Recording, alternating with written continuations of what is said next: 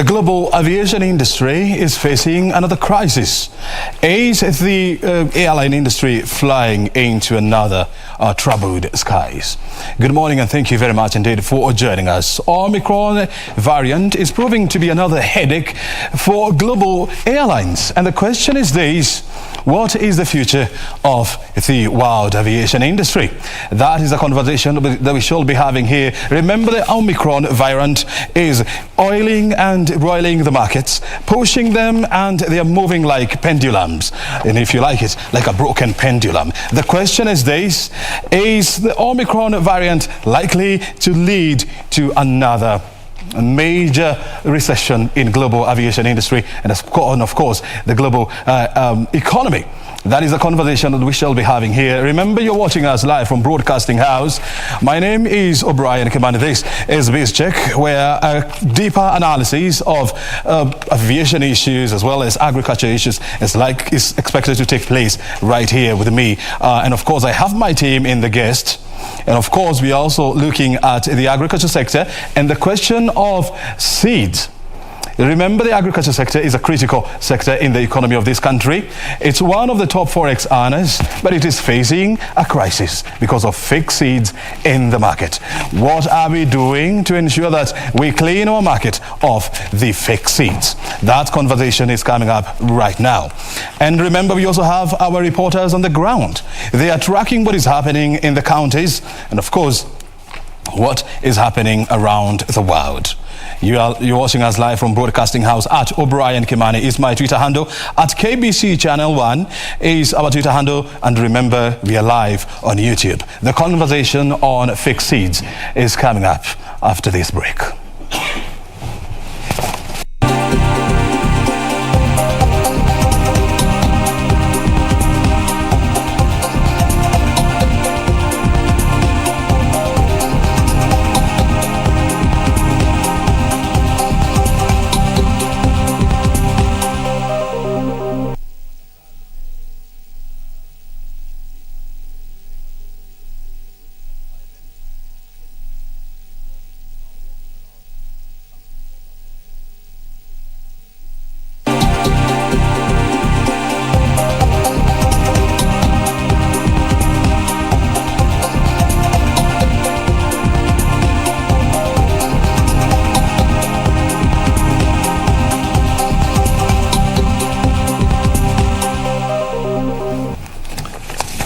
Well, the agriculture sector in Kenya is one of the critical forex exchange, and it's also one of the biggest employers in the country, contributing almost 25% to the country's GDP. But the sector is facing a crisis of fake seeds. What are we doing as a country to address this challenge? And have we put proper policies to deal with this crisis? Well, joining us on this program to help us push this program forward and, of course, this conversation forward is Kasim Owino. He's a chairperson of Seed Company Group. He's joining us on this set. Thank you very much indeed, Kasim, for your time. And of course, Betty Kosgei is a communications officer at Seed Trade Association of Kenya, which is the umbrella body of seed dealers in the country. Thank you very much indeed, Betty, for your time. I want to start with you, Kasim. How bad is the situation on the ground? Thank you, Brian, and thank you, KBC, for allowing us time to come and share with the fellow Kenyans on where we are with the seed industry. Maybe I'll start by just saying that the seed sector in Kenya is very well advanced in many aspects. In the area of promoting the use of certified seed, I think we have done very well as a country. We have a very well-respected regulatory framework that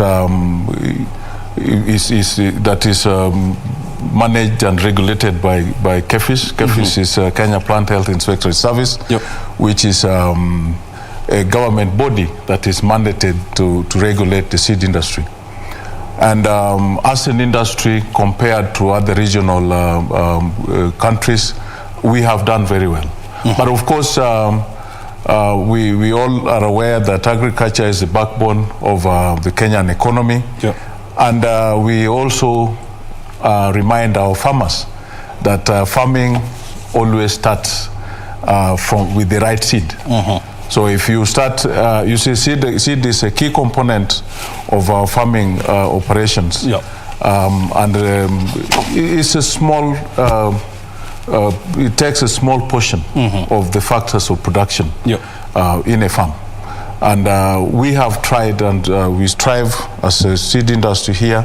As you say, I chair the Seed Trade Association of Kenya, besides being the managing director for Seedco Vegetables Group. And what we have done as a country is to work with all the seed sector players to be able to provide good quality certified seed to our farmers.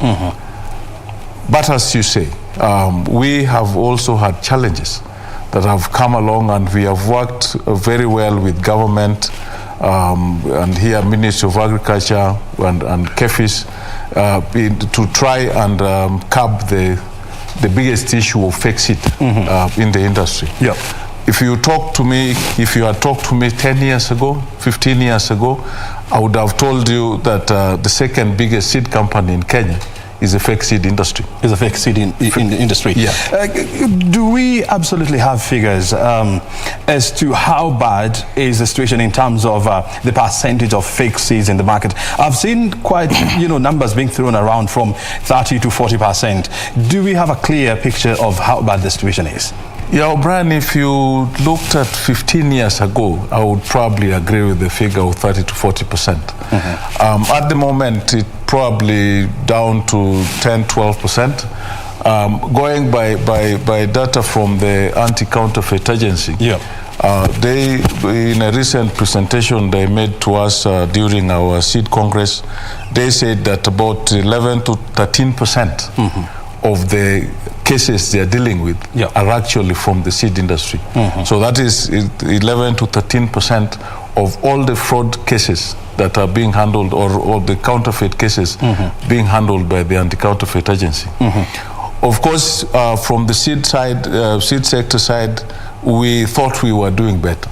But until, in the recent past, we have had cases and cases of repeat offenders, which tell you that the systems we have put in place in terms of monitoring, in terms of the punitive measures taken by our legal system are not working well as a deterrent.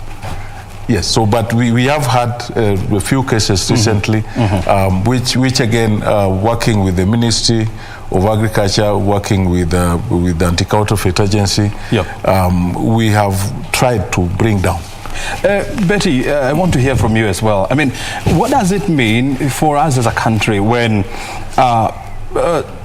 10 out of 100 fraud cases that are being handled by the anti-counterfeit agencies are from the seed industry? Thank you, Brian. You see, like the chairman said, seed is very critical in agriculture. Without the seed, we'll not even have the agrochemicals industry. So, but we have to also appreciate the progress which we've come since back then. In 2016, the Seed Trade Association of Kenya, through partnerships with KEFIS and other private sector players, we came up with an innovation in order to help farmers. Because you see, this counterfeit seed does not only affect the country's productivity, it also affects the farmers. So this innovation, which we call the seed sticker label, came about so that we can protect the farmer, because they make lots of investments in buying the seed, buying agrochemicals, and then at the end of the day, if they get access to counterfeit seed, it means they lose their investment.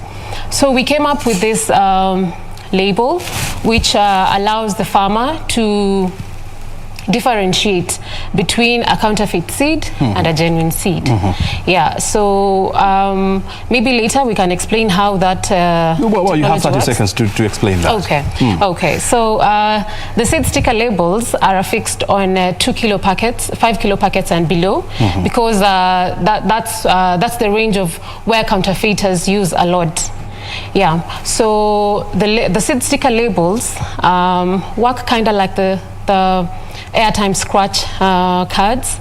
So the farmer scratches the label on the seed packet, then they get a code inside. They send this code to 1393 at no cost. It's free to the farmer. But and then, yeah. Realistically speaking, you know, in a country where more than 65% of farmers in this country are small-scale farmers who live in the rural areas. I mean, and you know, without much income. I mean, do you believe you know, small-scale farmers, they number one have the time to do this and the technical know-how to do that, to send those messages? Well, we made it as simple as possible, and it can be accessed via even the simplest form of phone that a farmer can get his hands onto. And it is free, because the seed companies and KBC are taking care of the costs of sending the SMS. So it's really quite free. And you see, the reason why this sticker label is beneficial and the farmers should need to uptake it is because seeing seed, you wouldn't be able to differentiate just with your eyes whether it is counterfeited or it is certified. So that's why this technology is really, really important for the farmers to use, because that's the only way they'll be able to know whether this seed is genuine or it's not. So what is the impact of, and I want to throw that question to Kasim, what is the impact to the farmer when you buy fake seeds and you plant them? Yeah, I think we all understand that if you are looking at a small-scale farmer, first of all, these are people who are resource-strapped, and the seed forms a big part of their spend in their farming operations. And the biggest impact comes in the sense that for these farmers, this is their livelihood. So when you give them fake seed, so it means all the investments they've done in terms of buying that seed. Even the cost of acquiring seed is a problem for some farmers, because they don't have maybe an agro dealer near them, so they incur cost of transport going to get the seed. They buy the seed. They will struggle. You know, in the olden days, you know, farmers had big families. This has changed, so it means that they sometimes have to hire, you know, tractors to prepare their land, and all the costs that go along with the farming operation. All that goes to drain, and the impact is huge, because you are doing this for say the guy faking. You're doing this to a farmer who has no other option but to rely on farming to survive.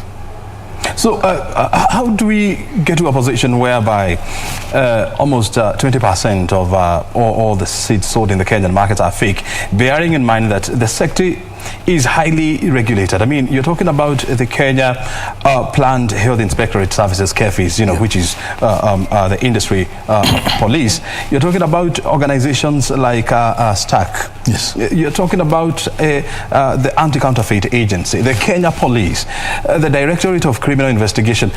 How comes we are yet to arrest this situation with all the players in mind?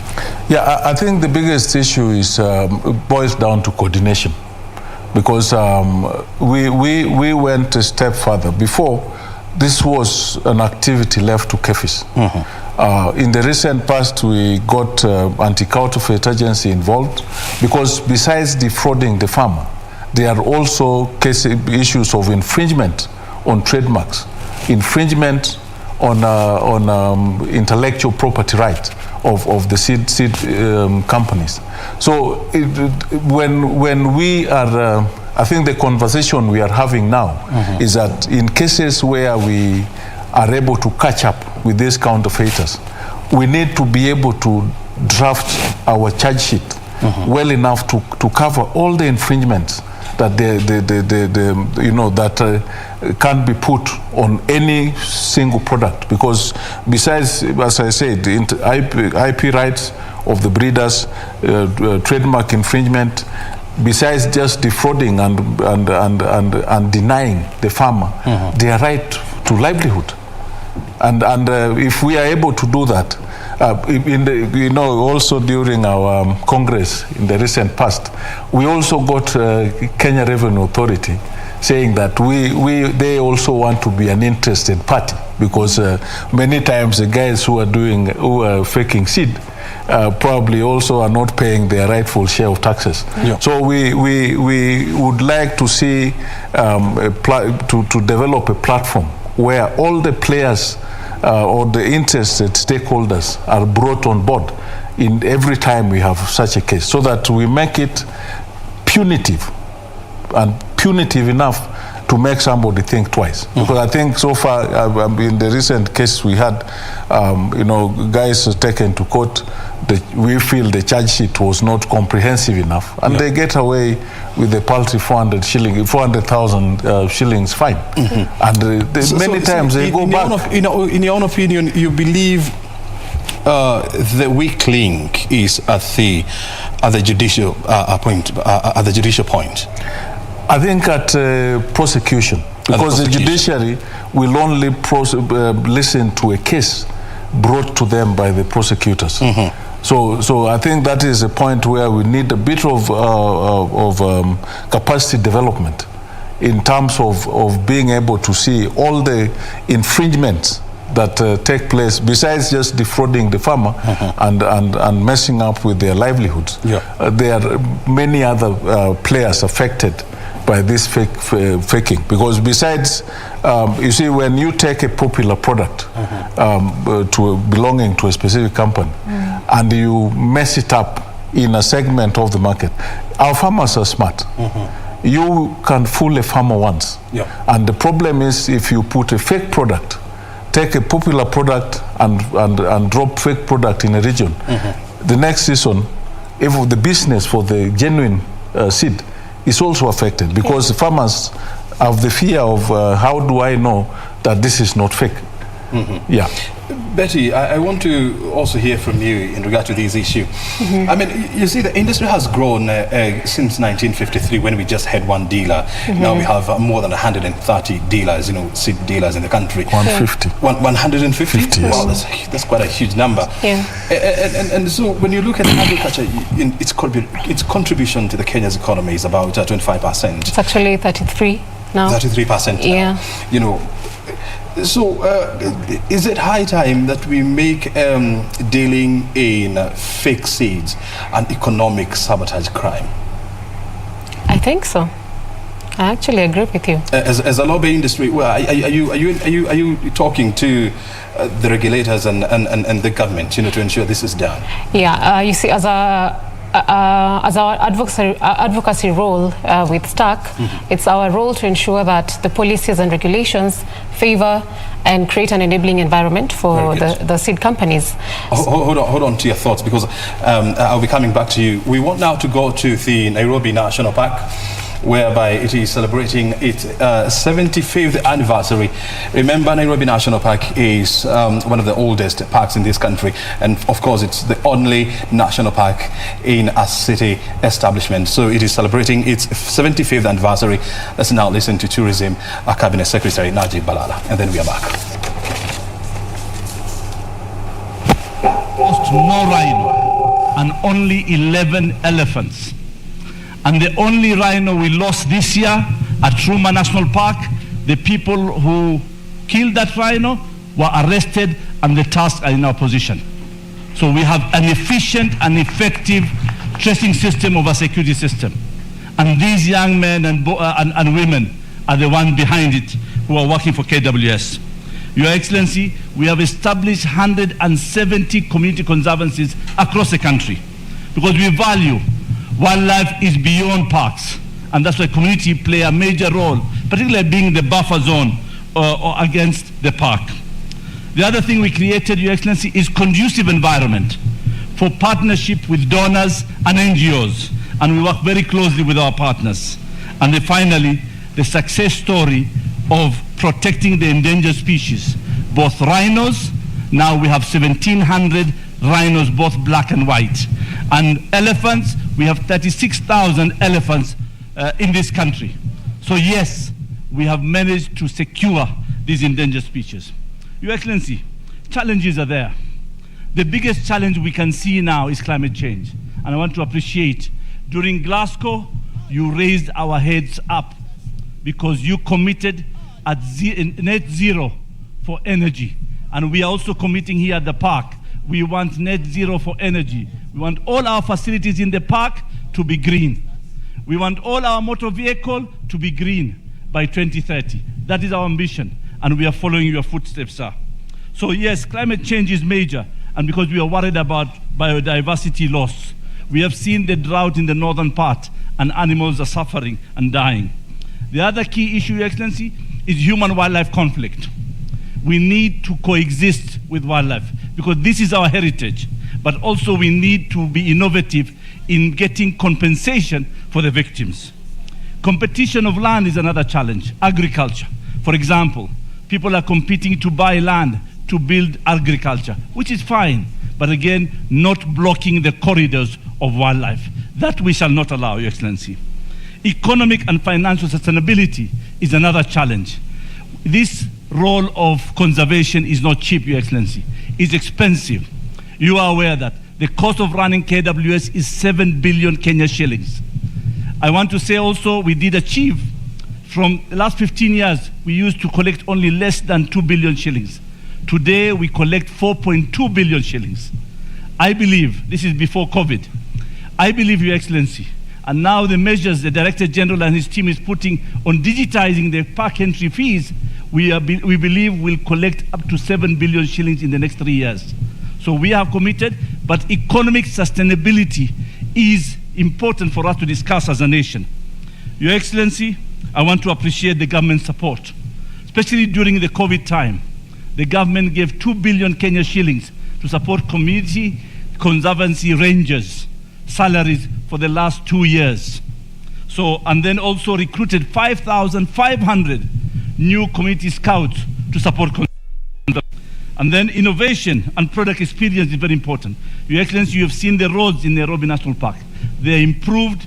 Every day we are improving these facilities. So when visitors come here, we have facilities, we have toilet facilities, we have infrastructure, we have an experience that nobody wants to leave the park. They want to spend more time to the park. That is what we are doing. And yes, we have 23 national parks in the country. Only 7 are viable that make money for KWS. The rest, what do we do with it? So we have a program, we have started a program with National Treasury. We have public-private partnerships. We want partners to come in so that these parks can revive again. At the moment, we are losing them, either to poachers or to encroachment, but we are working hard to work PPP so that these parks can be back in the conservation map. Finally, Your Excellency, is the economic sustainability and benefits of wildlife. Your Excellency, recently we went to South Africa. President Ramaphosa told us, from wildlife alone, the country South Africa generates 100 billion rand. When I look at 100 billion rand, it's 700 billion Kenya shillings. Well, that's Tourism Cabinet Secretary Najib Balala giving an update on Kenya's conservation effort at the Nairobi National Park, which is celebrating its 75th anniversary. And according to government statistics, this year, so far, we do not have any case of rhino poaching in the country. According to Balala, the government has upscaled the security around our national parks, and of course this has somehow helped to suppress the number of poachers in our national parks. And of course, another idea that has been or that is working now is turning our national parks into green environment. Remember, the ban on plastic bottles came into effect early this year, and according to the government, this is indeed work in progress. That conversation that we shall be going back to when President Uhuru Kenyatta finally makes his way, or actually when he stands to speak. So let's get back to the conversation in the studio here. Remember, we are discussing the impact of fake seeds on Kenya's agriculture sector. We are in the company of Kasim Owino. He's a chairperson of Seedco Group, Vegetables Group, as well as the chairperson of Seed Trade Association of Kenya, and Betty Kosgei, the communications officer at Seed Trade Association of Kenya. We were still talking to Betty, and I was asking you, is it high time, when you look at the agriculture sector, its contribution to Kenya's GDP as well as employment numbers, is it high time we classified importation of fake seeds into the country as an act of economic sabotage? Yes, and before we took a break, I was saying that STAC's main role is actually advocacy, and that is what we have been doing since 1982 when we started as an association, and we have been doing this through partnership with ministries, with the Ministry of Agriculture, sometimes the Ministry of Industrialization and Trade, depending on the issue at hand, and so the issue of penalties for the counterfeiters, we lobbied for increased stringent measures, which was done, but looking at things on the ground and the case which we've had recently, which is of a repeated offender, we are thinking about advocating more to have the measures more stringent, because currently in the regulations we allow for either you pay or you're jailed. But we want to see a penalty or a jail term. Yes. How much is the penalty now? 500,000. 500,000 shillings. Yeah, which is quite low. Regardless of the value of the fake seeds imported into the country. Yeah. And what is it? What about the jail term? 6 months, is it? Up to 2 years. Yeah. From 6 months up to 2 years. Yeah. Kasim, do you believe this is punitive enough to deter the importation of fake seed in the country? No, actually, we have been discussing this in the recent past, and this is why, as I indicated before, other stakeholders are saying that they would like to be part of this conversation. So as I said, Kenya Revenue Authority... Kasim, sorry for stepping on your shoes, but we'll be coming back to this conversation now. We want to take you to the Nairobi National Park, where President Uhuru Kenyatta is now speaking. Let's listen in. We celebrate 75 years of Nairobi National Park. This, indeed, as Najib has just said, is the only national park in a capital city anywhere on earth. And it is also an iconic part of our metropolitan landscape. Opened over 7.5 decades ago, when Nairobi was still a very small, sleepy settlement, into what it is today, a vibrant city. There is a continental hub, but also a regional gateway. And as Nairobi has grown, this park has remained a place where residents and our international visitors can engage with nature against the backdrop of a polis. So on this occasion, we are here together to reaffirm our commitment to preserving the natural beauty of our land and passing the same to future generations in as good a condition or even better than we found it. Those that came before us made deliberate choices to balance rapid social and economic development with conservation of our plant and animal life. And because of this foresight, Kenya today prides itself as having a thriving national park system comprising over 23 terrestrial national parks, 4 marine national parks, 28 terrestrial national reserves, 6 marine national reserves, as well as 7 national nature sanctuaries. But beyond our national parks, at the county level, We also boast thousands of local parks, arboretums, large gardens and green spaces. And ours is a clear example that development need not come at the cost of nature or environment. As our capital city and this Nairobi National Park have clearly illustrated, it is perfectly possible to juxtapose towering skyscrapers alongside towering necks of giraffes, and to have the sound of traffic being a short drive away from the call of elephants and rhinos and all sorts of other things. To also have a digital savanna like we do in Konza, sitting right next to a wonderful nature reserve as this. So to conserve and indeed to improve our natural beauty, I believe that all concerned agencies and individual citizens must always remain on guard and play their rightful role in protecting this inheritance.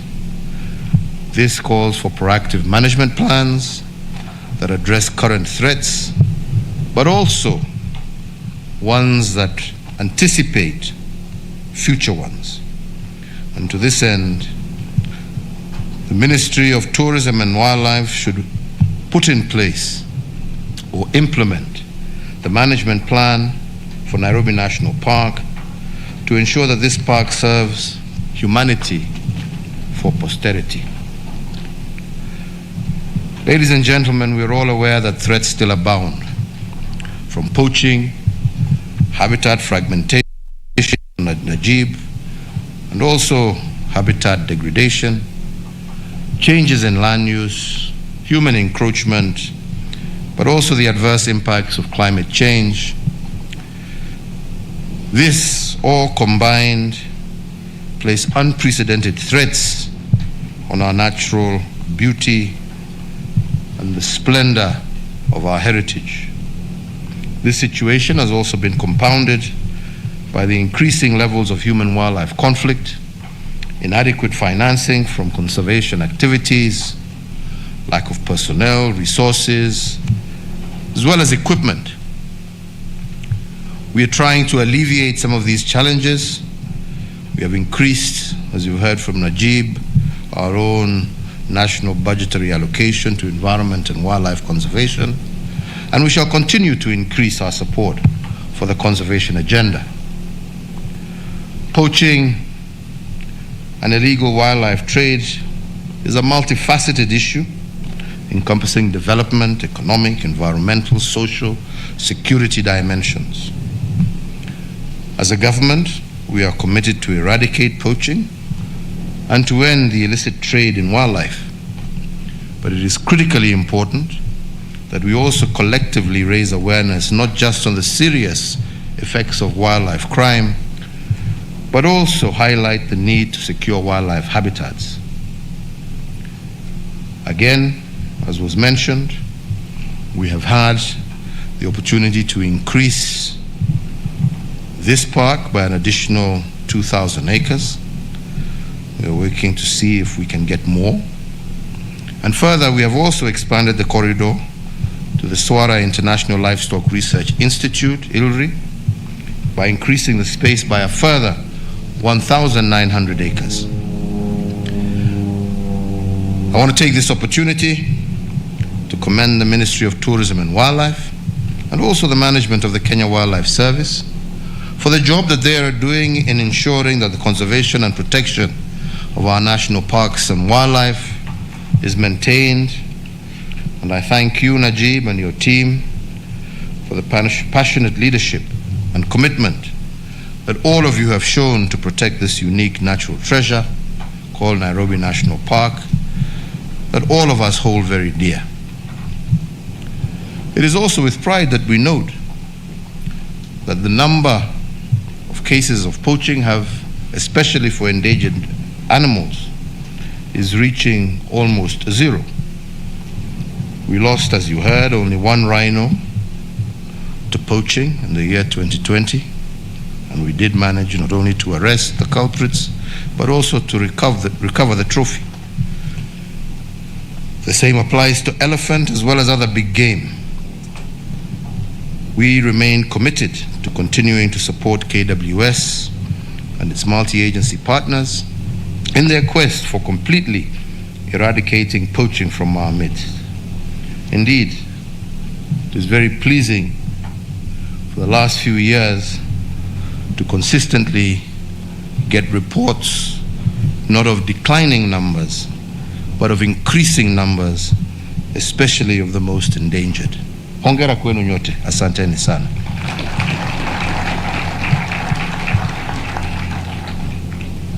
So to give this quest greater impetus and to enhance wildlife conservation and to address the emerging challenges, the Ministry of Tourism and Wildlife, KWS, should also use new innovations, use of technology and other innovative measures to address the wildlife challenges, particularly poaching. Adoption of technology and innovation will not only greatly improve efficiency and reduce costs, but will also provide an avenue for our local universities to contribute to this noble campaign. So I conclude once again by going back and paying tribute to the pioneers of conservation in this country, Kenya. Their dream of preserving our national treasures have led to the present reality that we are now all enjoying. And to honor these heroes, the Ministry of Tourism and Wildlife is today directed to put in place a recognition mechanism for such heroes with a special category that also recognizes the efforts of our young and future conservationists. I particularly look forward today to honoring our young citizens who have contributed to keeping our parks clean and clear of litter. In addition, steps to address human-wildlife conflict in their communities, and also the young Kenyans who have used their talents and platforms to bring awareness to the need to conserve our natural beauty and wildlife. By highlighting this next generation of conservation heroes, we are not only providing them and others with an example that other young people can follow, but we also lay the foundation for a new generation of nature warriors who will take up the fight in the years to come. Let me then end by underscoring the fact that for 75 years, the Nairobi National Park has been the shine of the green city in the sun, and indeed it is my sincere hope that this national park shall stand here in the same pristine condition, not just for another 75 years, but also for many centuries that are to come. So ladies and gentlemen, I want to thank all who have partnered with the ministry, with KWS, Hora community, who have actively worked together. Tunawashukuru, asanteni sana, pongezi. To all our other development partners. But really just to also underscore that the future of conservation, especially as our population increases, and as I said the other day, with a projected population of almost 100 million people in the year 2063, we really need to think out of the box to know how we will be able, with such growing populations, take care of this magnificent beauty that has been inherited from our forefathers. We need to really think imaginatively how will we do it, and how will we ensure that future generations are able to live side by side with nature, with our wildlife, as we have done. But that will require a tremendous amount of true thinking out of the box. Nairobi by that time will be a city with almost 10 to 12 million residents. Lazima tufikirie jameni. Lazima tufikirie, tusianze kukatakata maploti huku alafu tufanye shida. Kwa hayo machache na mengi, na washukuru nyote. Asanteni sana Rangers wetu, shukrani, heko, hongera. Wale wote ambao wamehusika, tutaendelea kusaidiana. Tulinde hii ambaye Mwenyezi Mungu ametupatia iwe yetu, ndio tuweze kuridhi watoto wetu pia wawe na nafasi ya kufurahia mema kama vile sisi tuko hapa leo tuwafurahie. Asanteni sana na Mungu awabariki. Thank you. Asanti sana Mheshimiwa Rais, na kwa dakika chache tu Well, that's President Uhuru Kenyatta there at the Nairobi National Park, which is celebrating its 75th anniversary. And of course, one of the most important things to remember is that it is the only national park in the world that is in a capital city. And of course, because of its uniqueness, we should do all that it takes to ensure that it is safeguarded for future as well as the current generation. Well, happy birthday, happy 75th birthday to Nairobi National Park, and let's toast for many more years to come. Happy birthday, Nairobi National Park. Let's come back to the studio here and continue with our conversation, where we are talking about matters seed. Yeah, that's the conversation that we've been having in the last 45 minutes or so. And now we want to come back and continue with that conversation. We are in the company of Kasim Owino. He's the chairperson of Seed Trade Association of Kenya, as well as the managing director of Seed Core Group, Vegetables Group, as well as Betty Kosgei, who is the communications officer at Seed Trade Association of Kenya. So let's get back to this conversation, and I also want to hear from you. We are talking about, having punitive measures, to deter cases of importation of fixed seeds in the country. And I was asking you, as an organization with other stakeholders, are you lobbying for a review of the law to ensure that maximum penalty is imposed on unscrupulous dealers? Yes, O'Brien. Indeed, we are lobbying hard. Working with, of course, the regulator, KBC, Ministry of Agriculture, Anti-Counterfeit Agency, and in the recent past, KRA would like to also look at the books of these guys. But besides that, we have been involved in the review of the seed regulations. Again, we have proposed to the ministry that we would like to look at this. But over and above that, they also are talking to the prosecutors. We feel that part of where we fail is how we draft the charges that go to court. Because we probably pick one infringement of probably selling fake seed, but we do not bring in the other aspects of intellectual property right and infringement on trademark, and of course interfering with legal business. Because as I said to you, where a farmer has experienced or has been caught in a situation, they are shy to come back to the same seed, even if now you give them the genuine seed. So I think this is something, is a conversation that we are going on with as an industry. Yeah, but do you believe? Do you blame this on laxity or lack of understanding on the case of the prosecution?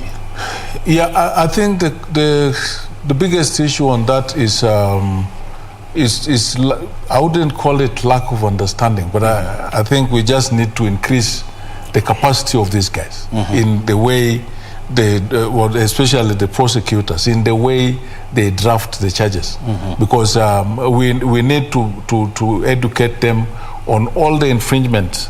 Besides, that fake seed by itself, there are trademark issues, there are other issues that come along with that. So we are saying that we need to capacity build the prosecution system, so that you look at all the the infringements that there are. I think that is where we have some laxity.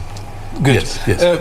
Betty, when you look at the impact of fixed seeds on Kenya's agricultural production, how bad is it? Well, the fixed seed business, number one, affects the farmer. It affects his or her investments. It affects all the dealers across the value chain, because you see, seed is a very unique sector, unlike others. The process the seed is made, there's a whole of technology inside that seed. And then there's a whole range of people who are involved between, from the start where the seed is breeded, all the way to when it gets to the agro-dealer shop. So all these people are affected by the counterfeiters. And these people who are affected are mostly the genuine ones. Because you see, these counterfeiters, they wait for when the season is peak. They just come, get grain, color the grain, sell it as seed, and yet it is not. So you see, the genuine dealers lose a lot of money that should have gone to them. And then the farmer, on the other hand, loses a lot, because when this seed is being breeded at the labs, when it's being tested by KBC to ensure that it meets all the conditions that are required, that it has all the qualities that it says it has, only for the farmer to get something that was not is really a big problem in the industry. And that's why as TAC we really fight against anti-counterfeit. Do we have an idea what fixed seeds are doing to Kenya's, for example, misproduction of beans? Yeah, I mean, if you ask me, if you take grain, for instance, normal grain, color it, you will be lucky to have even half of the plant coming off the ground.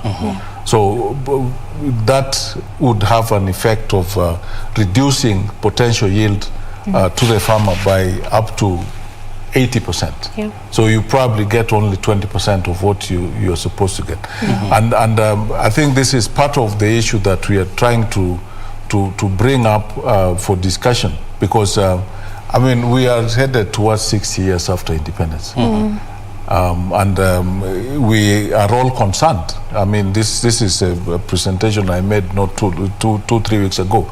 We are all concerned that at the age of Kenya today, we are still not able to feed ourselves. Yeah. And what are the reasons?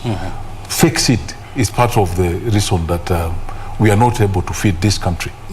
Yeah, of course, there are other issues that that are involved that we can also talk about as a seed industry. One of the things we have tried to do over the years, if you look at the number of new varieties that have been released to the agricultural sector, the seed industry, I would say, has done very well compared to other countries in the region.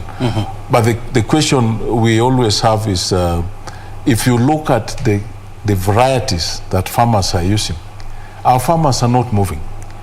If I look at our associated businesses in Europe or in America, the lifespan of a seed variety is 5 to 7 years.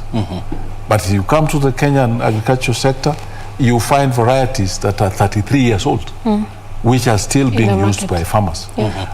I would say, yes, it is a failure on the seed industry to educate the farmers on the benefits of the new varieties, but also a problem with our farmers, because our farmers have tended to be conservative, but understandably so, because for these guys, this is their life.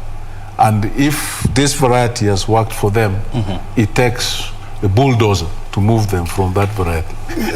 Let me ask you this. I mean, you know, it takes about 30 to 40 days, you know, for you to import seeds in the market. Yes. In the Kenyan market. Yeah. And during that process, what are farmers expected to do? Because this is where cartels and dealers, take advantage and then flood the market with fake seeds. Why is it so hard to reduce that number to maybe 10 or even 15? Two issues there. I think we need to be clear on the fact that 85% of the seed consumed in this country is produced locally. I think we need to be clear on that. Of course, the certification process takes a while, and you're not verified if you say 30 to 45 days for seed to go through the system, and you get a clean bill of health from KEFIS to say this lot number is good to go to the market, because you have to go through several steps. But besides that, we also have cases where we have to import seed. And importing seed, what I would say is that the bulk of what we import are actually vegetable seeds. The indigenous vegetables we are producing locally. Some of the open pollinated varieties like your sukuma wiki, sukuma wiki, some collards are produced locally, but majority of our vegetables, especially the hybrids, are imported.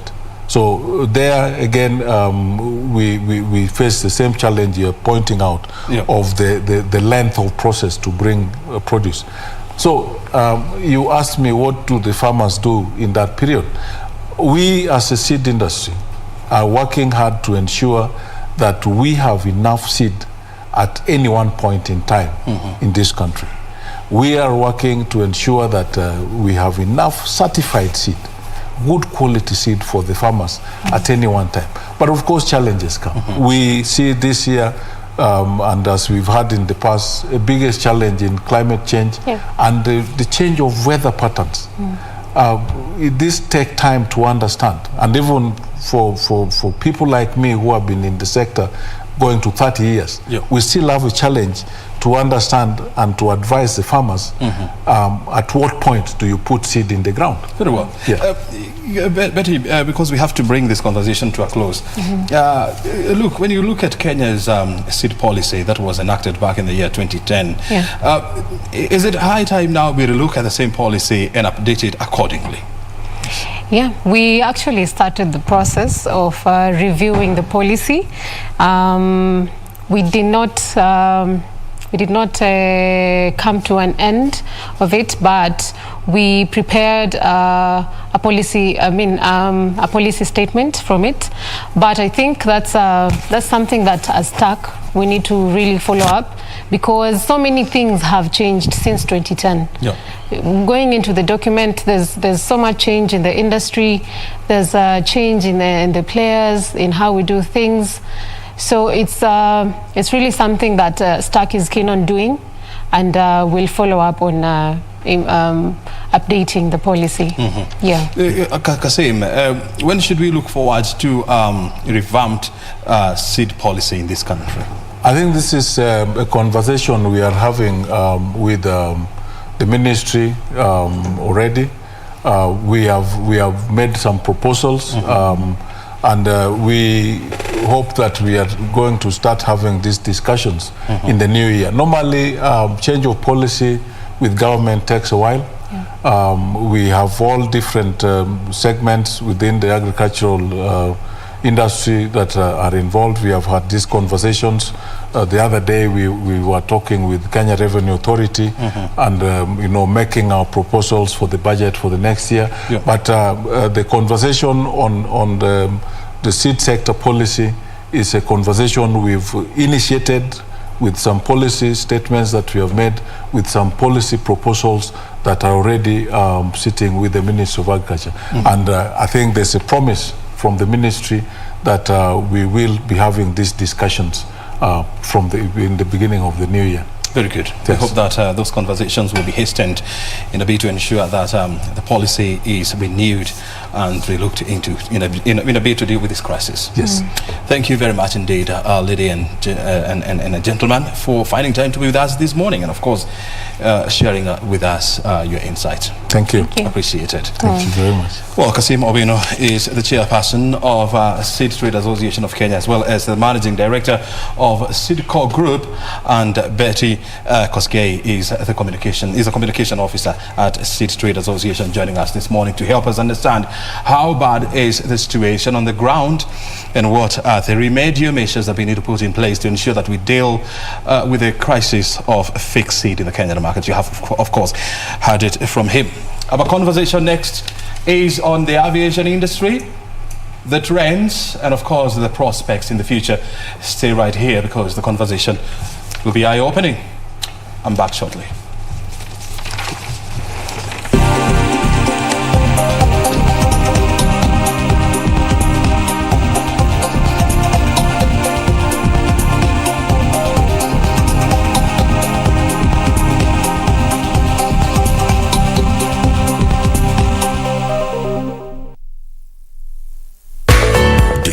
You could be seated there, not knowing you're the newest millionaire in town. Want to know how?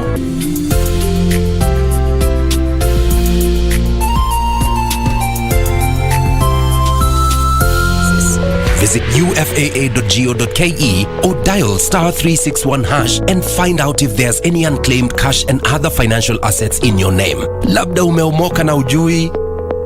Unclaimed Financial Assets Authority. Receive, safeguard, reunite.